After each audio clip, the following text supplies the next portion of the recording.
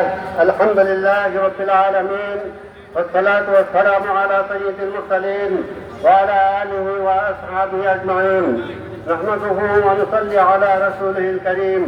إني جاعل في الأرض خليفة. বাংলাদেশ খেলাফত মজলিস ব্রাহ্মণবাড়িয়া জেলা শাখার উদ্যোগে আয়োজিত আজকের প্রধান অতিথি আমাদের সামনে উপস্থিত আছেন।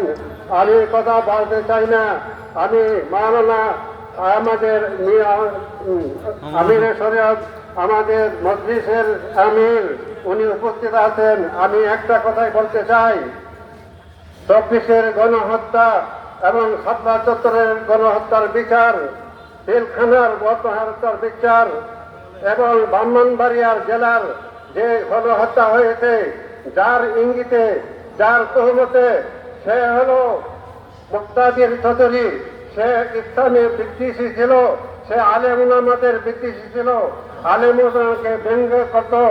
আমরা চাই সে বন্দিতে আছে, আইনের আওতায় আইনে ব্রাহ্মণবাড়িয়ায় তাকে ফাঁসি দেওয়া হোক।